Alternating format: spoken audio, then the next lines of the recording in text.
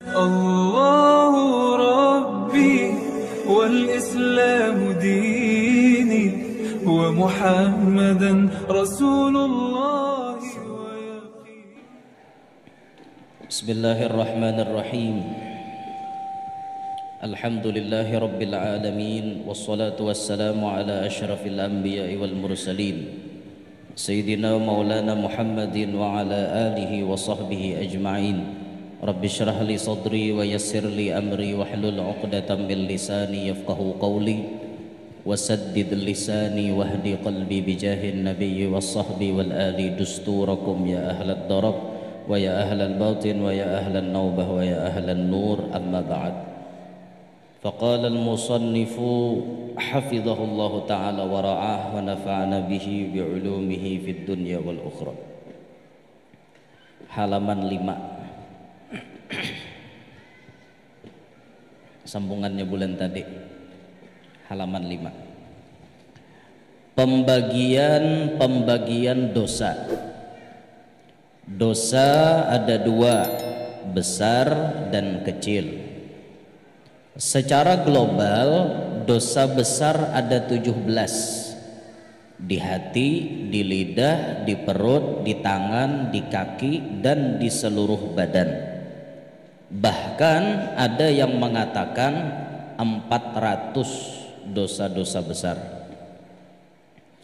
Arti dosa besar menurut pendapat ulama di antaranya: satu, pendapat Al-Imam Ar-Rafi'i, Imam Rafi'i, dosa besar adalah sesuatu yang diharuskan dikenakan hukuman had. Itu diambil dari kitab Fathul Bari, Jasidin keterangannya. Dosa besar itu sesuatu yang diharuskan kena had. Contoh, bila orang berzina maka ada had, batasan hukum dalam agama kita, seperti yang disebut di Quran, az-zaniyatu waz-zani fajlidu kulla wahidin minhuma mi'ata jaldah. Binian penzina, lakian penzina itu dicambuk 100 kali, 100 kali pukulan, 100 kali cambukan. Itu ada had ngarannya. Bila bazina orangnya bujang dicambuk. Bilanya bazina orangnya sudah kawin, sudah nikah, dihukum rajam sampai mati. Mau oleh guru aja orang sudah berbini itu bezina pulang, maka sudah tarasain nangin tuh timbul hendak bezina pulang. Mau oleh mau, karena syaitan itu pandai bermain. Walaupun sudah beisi, dibumbuinya pulang nang lain deh kayaknya lebih indah daripada nak ada. Apalagi mata kita ini sudah rancak melihat nang haram, nang halal tuh kada manis lagi bian. Nah makanya lalakian ini kan disuruh menundukkan mata, menundukkan pandangan, sekira-kira apa nang pambungasnya itu ya bini kita. Orang lain biasa aja, tapi kan kita kada. Kita ini kerancakan mancangangi, gara-gara mancangangi akhirnya menanding. Wah kada tapa parak bini seorang bang ja, parainan di rumah toh. Lalu kada beliur lagi lawan nah halal. Nah ini nek apalagi kita cobai dan haram bian, manis bener toh perasaannya. Sekali dah mencobai memakai nang di luaran. Nah ulun kisahkan bulan tadi tah, nang tak salah masuk kamar, tak masuki kamar tuan guru. Sekali tarasai, maka nang halal itu kayaknya kada ada rasa nyaman lagi. Sekali tarasai nah haram. Nah maka dari itu jauhkan diri kita sejauh-jauhnya, jangan mencoba-coba perbuatan maksiat. Yang kedua, sesuatu yang menghadapkan ancaman kepada pelakunya dengan dalil Al-Quran atau hadis. Apa aja dalil yang sudah dipadahkan di Quran, di hadis, bila menggawi ini hukumannya nangka ini, berarti itu dosa besar. Contoh kayak maling ditatak tangan, orang membunuh dikesos. Nah itu berarti kelompok dosa-dosa besar, karena jelas dalilnya di dalam Al-Quran dan hadis. Yang ketiga, setiap dosa yang memasukkan pelakunya ke dalam neraka. Al-kabairu kullu dzambin adkhala sahibahu an-nara. Yang namanya dosa besar itu yaitu gawian dosa nang kawa maulah pelakunya masuk neraka. Ini orang ini bila kada bertobat menggawi dosa ini masuk neraka. Ini bila menggawi dosa ini masuk neraka. Uyuh hendak apa ngarannya disalamatakan tuh uyuh benar, karena kategorinya dosa besar. Yang keempat, kata Al-Hasanul Basri, kullu dzambin nasabahu Allah Ta'ala ilan nari fahuwa kabiratun. Kada bisa dibarisi ya lah, kada bisa baca, kada ada bawa pulpen kah? Ayo hak maklum ya, bulan kena bawa pulpen tak luput pasangannya nih, bukunya ada pulpennya ada. Nya bepasangan tuh narame, enggak ada pasangan kada rame. Nyambini mau rotinya laki nih, urut tahahar nangin to takon nyambini nang apa bapamu ngene, iblis dia laki begintian pula nyalaki mau urut nyambini pulang urut tahahar nangin to nang apa ngene, luang neraka. Iblis ini pas mamuai masuk ke neraka. Nah itu kan sapasang ngarannya, omong kada sapasang ini kada rame. Mana ada pulpennya barisi yang ada ayo dosa gini. Setiap dosa yang Allah nisbahkan pelakunya masuk ke dalam neraka, maka itu adalah dosa besar. Itu ujar Imam Hasanul Basri. Kesimpulan, la saghaira ma'al istimrar walal kabaira ma'al istighfar. Tidak ada dosa kecil kalau dilakukan terus-menerus, dan tidak ada dosa besar kalau diiringi dengan istighfar. Nah, itu kesimpulannya udah. Jadi Jersidin, biar dosanya tuh halus, tapi kita nih menggawi terus-terusan. Misal dosanya nih halus saja nah. Contoh nonton film BF. Tahu lah film BF? Bo, tahu bo film BF bo? Blue film nang 18 tahun ke atas. Tapi itu situsnya dilarang itu. Menonton film itu termasuk dalam kategori dosa kecil. Tapi pang hari-hari sarapan paginya nonton nginto, bila kada menonton asa hawai. Walaupun dosanya halus tapi terus-terusan digawe, maka jatuhnya dosa ganal. Nah, makanya jangan dianggap remeh dosa kecil tak. Betatarusan menggawi begandal lainnya. Dan tidak ada kata beliau tadi dosa besar kalau diiringi dengan istighfar. Orang ini misalnya terjatuh dalam zina, tapi ia bertobat, dihapus Allah dosa zinanya. Ada penyesalan, ada pengakuan bahwa dirinya ini salah, maka dosa besar tadi dihapus oleh Allah. Nah kayak itu kesimpulannya. Nah maka perhatikan diri kita ini berataan, mun kita katuju menggawi dosa kecil tapi terus-terusan digawi, hati-hati. Berarti kita ini termasuk menggawi dosa ganal. Nah itu hati-hati benar telah.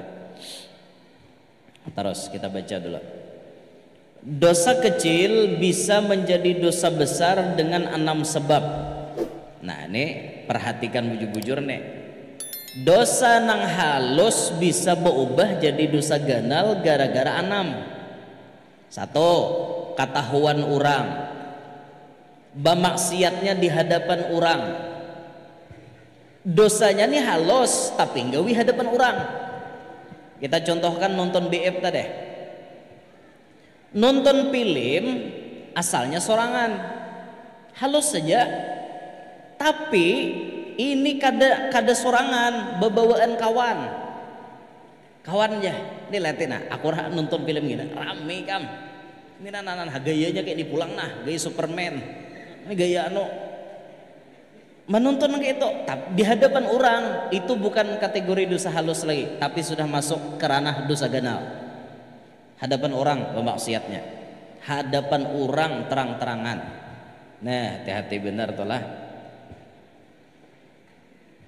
Amun orang tuh naba maksiat masih di tempat sunyi, itu berarti iman orang tuh masih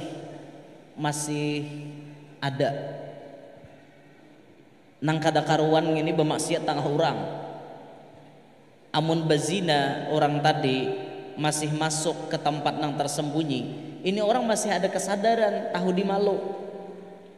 Bahasanya tuh lah, nang paling camuh itu terang-terangan hadapan orang bazina. Kada tahu orang adaan betutoy di pesawat, orang banyak penumpang, nah di kursi dua laki bini, kada tahu di orang lagi ada le gurunya, ada buka di YouTube.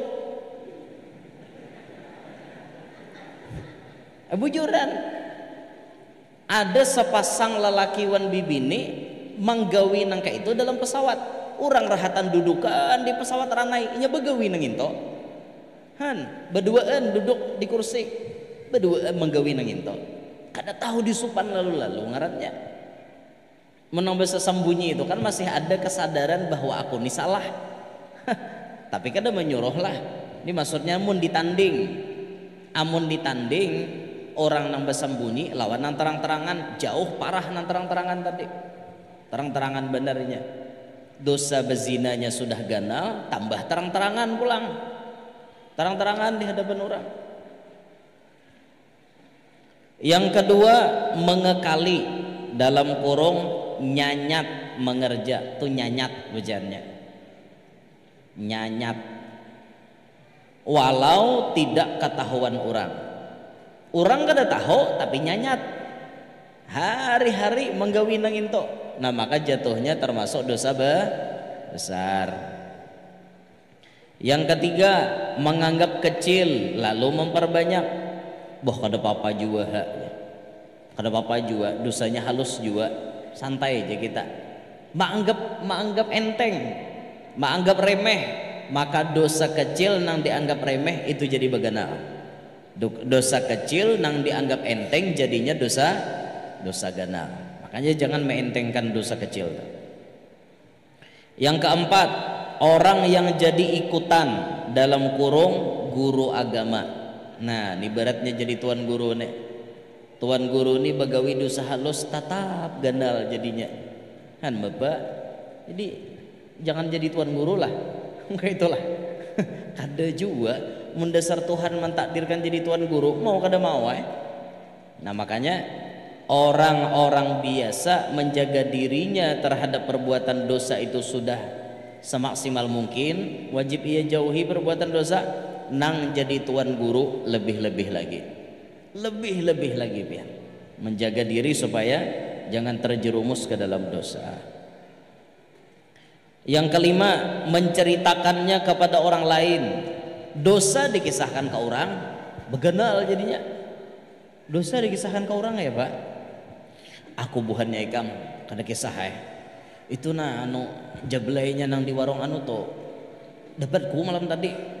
Aku pusutiku tampahannya, aku cium pipinya, dikisahkannya ke orang, maka dosanya tambah ganal jadinya. Hati-hati. Yang keenam, senang hati mengerjanya walau sendiri. Himong, rahatan menggawi itu tuh himong, maka dosa kecil tadi berubah jadi dosa ganal. 6 macam ini walaupun kategori dosanya itu dosa kecil, tapi apabila nang 6 ini ada, maka dosa kecil itu berubah jadi dosa besar. Maka berhati-hatilah Kita jaga diri kita supaya jangan tagawi na anam ini nah. Nah makanya salah satu fungsi kenapa kita belajar ini dengan tujuan kita ini lebih paham, lebih mengerti kedudukan apa namanya pembahasan tentang dosa-dosa ini. Nah makanya kita mengaji kitab ini nah.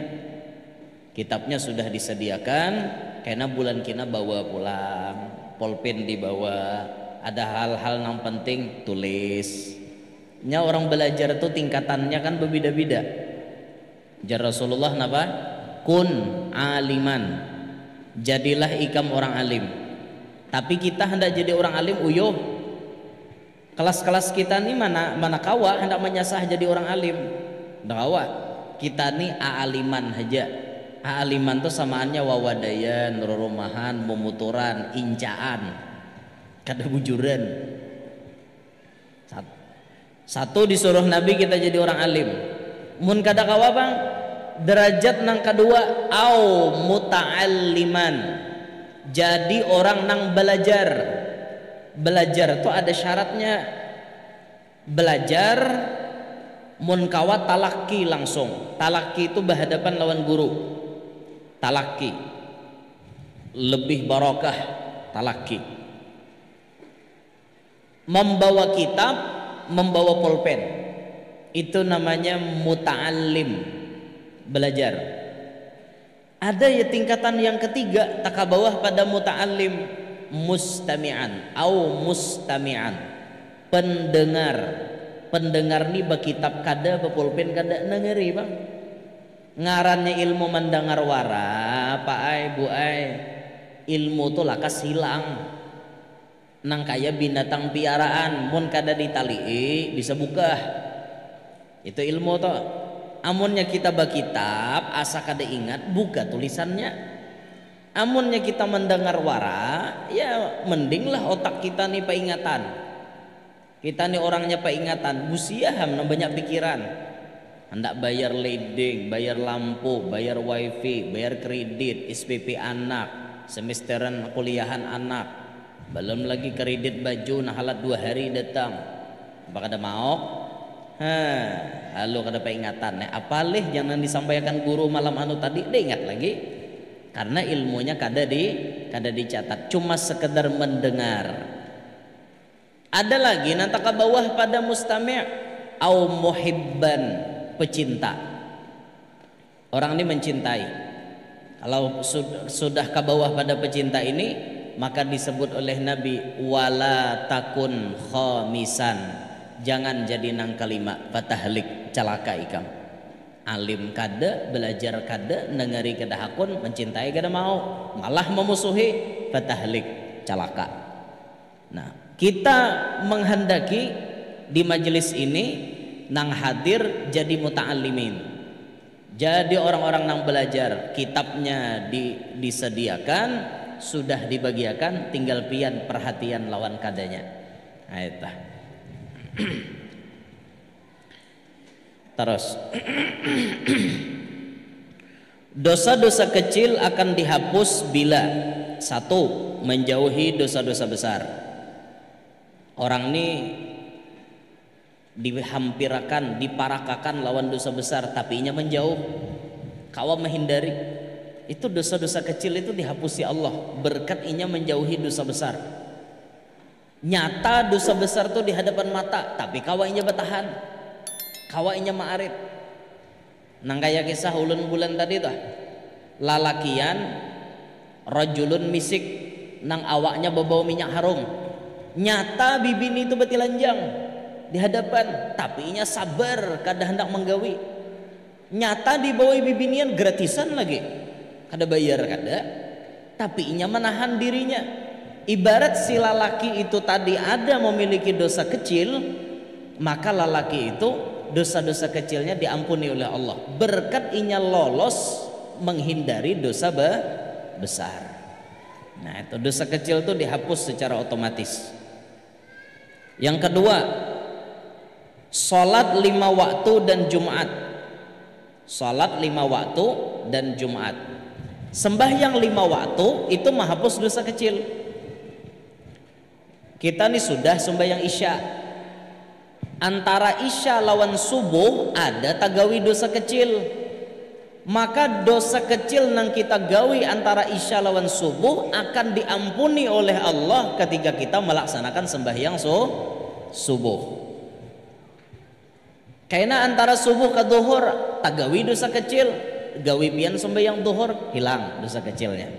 Jadi baina kulli salatin, antara tiap-tiap salat itu ada kafarah, ada keampunan untuk dosa-dosa.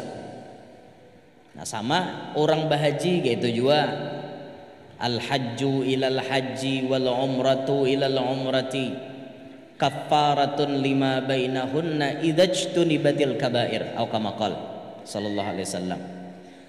Antara satu haji dengan haji yang lain, umroh yang satu dengan umroh yang lain, itu menjadi kafarat untuk dosa-dosa kecil selama ia tidak mengerjakan dosa besar. Orang ini misalnya ditakdirkan Allah Ta'ala rancak bolak balik ke Makkah, nya dasar panggilannya lah sampai ya ke Makkah. Mun kada panggilannya pian batu hok ya kada kawa juga. Jangankan pian membayangkan artinya nang hingga Jakarta aja tak tahan, jangan bayangkan itu. Nang sudah di Makkah bisa ada nang kada jadi haji. Ada nang di Padang Arafah sudah orangnya subuh di Padang Arafah, mahadang tengah hari hendak wukuf, subuh di Padang Arafah tangkap polisi, dibawa polisi ke Bahrah. Kalau ditimbai ke Bahrah itu 10 tahun kada bisa lagi masuk Saudi.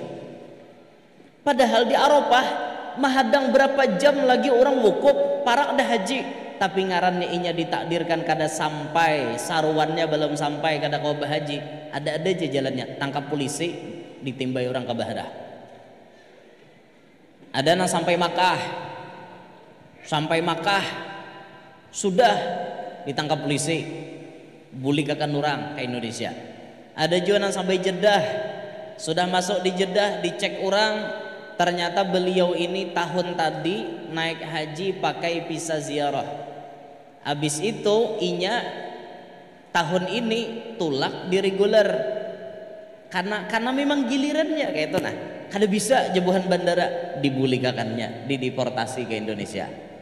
Nah, mun kita bulikakan ke pandiran masa lalunya, berarti ini orang belum sampai saruannya, belum sampai undangannya. Mun dasar pian sampai jalannya nyaman banget, mulus banget, kada ada nang istilah kangalihan tuh ada.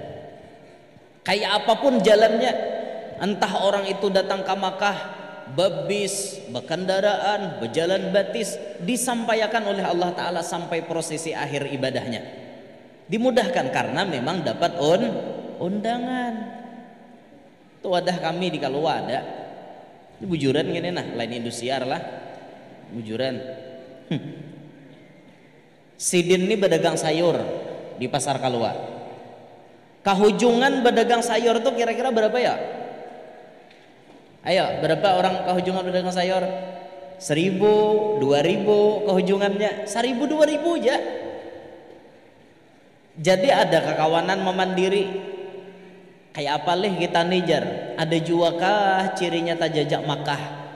Ada juakah cirinya tajajak Madinah? Gerunuman wan kakawanan. Tahu am jesidin ngaran nasib berjual sayur nih awam mai petaka Makkah. Mana aja sidin datangnya ke Makkah nukar gula aja rancak tahu tang. Ternyata Allah menyampaikan undangan haji itu kepada inya. Lewat mana? Ada orang sugih mati bini, ambil tukang sayur tadi jadi bini. Tahun itu juga sidin tulak haji. Haji Furoda kada gegempengan tukang sayur naik haji. Lain tukang bubur naik haji, tukang sayur. Dasar undangannya sampai apa jual sayur aja sidin, pas diambil laki oleh orang sugih tulak kamu ke Makkah. Nah, ada juga nambah jual jaring tulak ke Makkah, ada juga tahu lah jaring jengkol berjual jengkol tulak ke Makkah. Sekalinya berjual kabun 4 hektar lawan ke kabun jadi jual.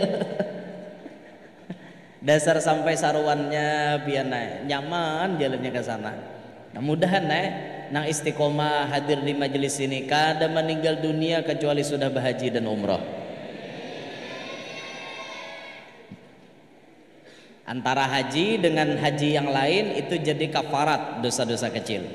Antara umroh dengan umroh berikutnya itu jadi kafarat dosa-dosa kecil. Nah itu untungnya nih. Cuma kan ini biayanya ganal. Kada kawapang hendak artinya tulak ke Makkah tuh sakijib mata sampai kada kawa. Kayak orang wali proses kita. Ada paspor, ada visa, berapa jam terbang hanya sampai. Alhamdulillah. Sebagian sudah bulikan jamaah kita, cuma masih ada yang lain lagi lah belum bulikan lagi.